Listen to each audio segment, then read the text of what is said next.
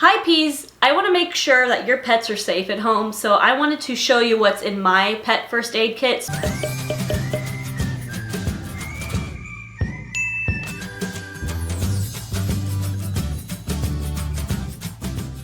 Before we begin, I just want to say that these are a medium-sized group of general items that you should keep on hand.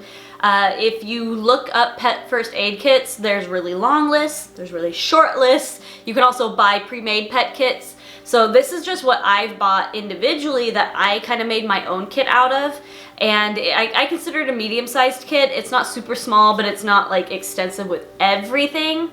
And what I do is I really take priority in items that are multi-purpose. So instead of putting every single individual thing into a kit, I really pare it down and I say, what can I use in most situations across most things? And that's what I keep on hand. Without further ado, here's our first item. Now, this one might make sense, kind of be like, duh, but it's a towel. And so I keep a kind of a hand towel in mine.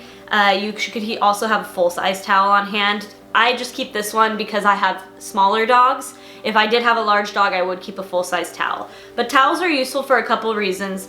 They really help in absorption of liquids. If there's severe bleeding or anything like that, the towel's gonna really help soak it up. It helps put good even pressure onto wounds as well, instead of pushing with your fingers, and your hands are kind of pointy if you think about it.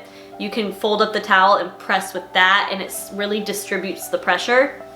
As well as, even regardless of bleeding, if an animal is kind of in shock or scared, sometimes a little nice burrito blanket or a blanket hug is really comforting to an animal and can help kind of lower their stress. So it's also good to just wrap them up in and hold them with. It's also safer for you, especially with cats. It can help prevent claws from getting to you. So you can also burrito wrap a cat to keep claws away. The next thing I keep on hand that's kind of related to that are gauze. So these are just regular medical gauze. They're like double folded over. I actually have a whole big pack of them. I just bought it in bulk on accident actually, but I just keep this small stack out and I Ziploc it and it goes into my first aid kit. What they're useful is, of course, like I said, blood absorption. So if it's just a minor bit or you've absorbed most of it with the towel and now you're kind of at the end of the bleeding, you can use this. It's also good for cleaning wounds as well as dressing wounds. So in a second when I show you what else I have, I'll come back to the gauze, but the gauze is really good because it soaks up stuff.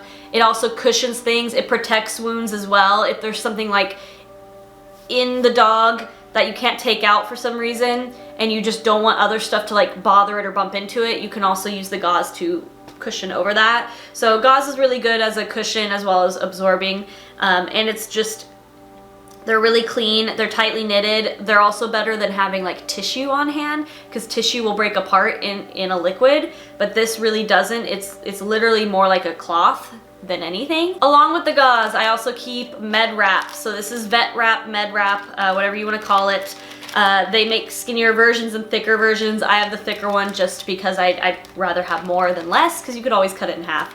But vet wrap is good when you are wrapping a wound, and that's really all you can use it for. It's not meant for soaking things, but this is why you want to use this in pair with the gauze. So if there is a minor cut, you can totally clean it up, dress it, put the gauze and then the vet wrap over that, and the gauze will keep absorbing. It also holds a pressure. Vet wrap is kind of self-adhesive, so you don't have to worry about tapes or anything like that. Once you wrap it around and kind of stick it, it self-adheres. Moving forward, we have hydrogen peroxide. Hydrogen peroxide is perfect for a multitude of reasons, actually. I really like hydrogen peroxide because you can use it to clean wounds, and that's what most people are likely going to use it for, I'm assuming. But you can use it to clean wounds, so using the gauze and the towel and the hydrogen peroxide, cleaning stuff out, cleaning away dirt. I also like to have the bottle here because the bottle lid, it's like a little hole. So if there is a wound, you can open it and just kind of flush it over the wound, so that way you don't have to waste gauze or your towel. You can literally just use this to flush out stuff. Only from like body, not the eyes or the mouth. It's also good because it's used in inducing vomiting in pets. So if your dog has consumed something that it's not supposed to, something poisonous or toxic, you can give them hydrogen peroxide and it will actually force them to throw up. And the hope is that you've given this to them soon enough they haven't digested any of that poison or toxins, and they will throw up whatever it is they've eaten. I will not recommend to you through YouTube how much to give your dog. It is very unique to each dog and each size and age of dog. This is something you should contact your vet for.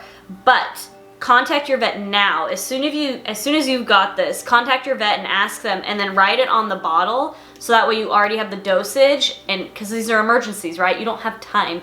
So you already have the dosage, and that way in an emergency you can look and you already know what to give your dog. To go along with the hydrogen peroxide is syringes, and this is just good in general to have for some other stuff. So syringes are really good. I just keep 2 packaged like this, and they're the larger size for me. I prefer, again, to have more than less. So I got the 2 larger syringes, and this is good for, you could administer hydrogen peroxide, or you could administer some other medicine, or a liquid or something. You can also withdraw liquid. These are needleless. I would not use a needle on your dog, basically, if you're not trained. So these are more so for injecting into the mouth in emergency situations, but you could also pull out if you needed to. I can't think of anything right now where you would use this to suction out something. By the way, guys, I will link all of this in the description below. I forgot to say that at the beginning, and so that way you can get everything you need all in one place, kind of a one-stop shop. Next, we have nail clippers. So nail clippers are useful when you're dealing with nails or things that are kind of dangling from the dog. They work almost like scissors in a pinch as well. So they're also good because you can use them in a pinch to cut other things. They're a little small, but things like cords, like if a cord is wrapped around an animal's neck and you need to get the cord off, you could use these if you needed to. So I would just keep nail clippers in case. Nails are something that kind of get hurt a lot on dogs. Along with other equipment, I would also have tweezers. Of course, many of you probably know these are good for things like ticks or other bugs, stinger removal. A credit card is usually better for stingers, actually, but if this is all you have and you're panicking, you'll recognize this right away and know to use it. But yeah, these are really, really good. I would have surgical scissors in your emergency kit as well. I don't have them here on me right now, but surgical scissors are good because, like I said, if you need to cut something off a dog, like a harness or a collar that's like choking or burning or something, if you need to cut something off, surgical scissors are great because they'll cut through pretty much anything, and as well as the vet wrap. Because like I said, if you need less vet wrap or you got the amount you need to cut the vet wrap, you can use the surgical scissors for that. So it's just more versatile. Surgical scissors are, because they'll cut things regular scissors do and more. Next, I have my favorite item. I think this is my favorite item because I've used it more than I could think. And that's children's Benadryl. Children's Benadryl is a lifesaver when it comes to allergy breakouts, of course, because that's what it's meant for, as well as just pain relief. I can't recommend you how much Benadryl to give, so first I want you to know that you need to get the Children's Dye-Free Benadryl, again, linked in the description. Children's Dye-Free Benadryl, dye-free because we don't need all that nonsense. Children's as well because children products are safer for pets than adult products. And it's liquid, so it's a lot easier to administer with a syringe. Now, how much do you give your dog? So the rule of thumb is, and I have it written on my box, is you give 0.4 milliliters of this particular Benadryl. This one. So if you're gonna buy Benadryl, it has to be this. Because you're gonna give 0.4 milliliters of the liquid per pound of dog. So for every pound of dog you have, you're gonna give 0.4 milliliters. And the way you do that math-wise is you're just gonna take your dog's weight and multiply it by 0.4. Whatever you get on a calculator, that's what you'll draw out on a syringe. So for Minnie weighs about 7 pounds. So 7 times 0.4 is 3.2 milliliters. So on here, I'm gonna draw out until I hit 3.2. And so my tip to you again is to write it on the box. In an emergency, you're not thinking, you're not gonna have time to do calculations. So I literally have the conversion and then each dog's dosage. Instead of like, who has a phone, who has a calculator, what's 0.4 times 7? Like, no, just write it on the box. Minnie's an emergency, 3.2, draw it, done. Quick. Another thing to speed it up even quicker so you don't even have to read on here is I also mark it on the syringe. So I have a black line for Minnie and a black line for Olive, so I know if there's ever an emergency, I don't even have to read the box. I just stick this in the medicine, draw up to the line, done. even quicker. Seconds in situations like this, especially allergic reactions, can be life-saving. And then the last item I'd like to mention, I don't have it here with me, but it's an eye wash. So I would also recommend an eye wash to have also with hydrogen peroxide. So I keep hydrogen peroxide and an eye wash.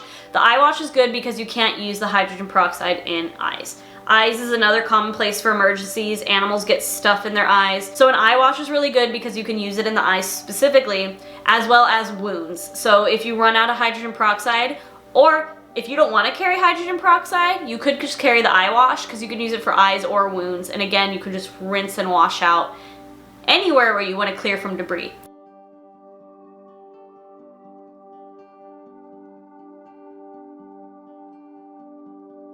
And that's it. That's my emergency kit. Let me know what you guys think in the comments. Leave some other ideas. What do you guys have in your emergency kits? And if you don't have one, leave a comment when you make one. Let me know when you make it so I know that your pet is safe. I really want to make sure everyone has a safe home for their pets because you never know. This is an emergency kit. You never think something will happen until it does, and you need an emergency kit for your animal. You need to save little sweet animals like this. Like, look at this cute face.